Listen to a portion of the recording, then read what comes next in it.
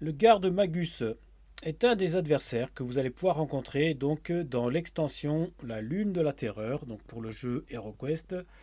Donc cette figurine est plutôt sympathique, elle offrira beaucoup de plaisir certainement aux peintres euh, lorsqu'ils vont peindre cette figurine. J'aime beaucoup le bouclier détaillé avec le phénix là. Voilà. Au niveau des caractéristiques de cette figurine, on a donc 8 en mouvement, donc il se déplace assez vite. 4 dés d'attaque, 4 dés de défense, un peu comme le guerrier de la terreur. 3 points de vie, 3 points d'esprit.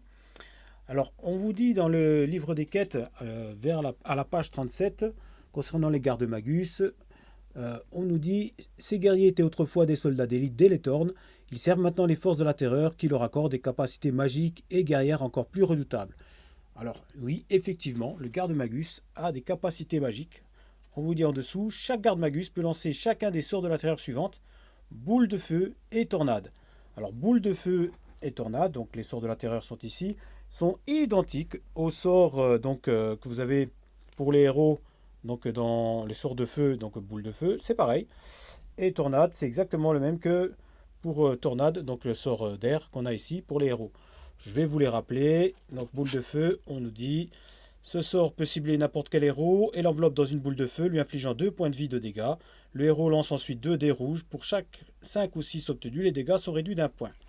Et tornade, on nous dit. Donc ce sort crée un petit tourbillon enveloppant le héros ciblé par le lanceur. Ce héros passera son prochain tour. Donc un adversaire plutôt redoutable que vous allez pouvoir rencontrer donc dans la quête La Lune de la Terreur.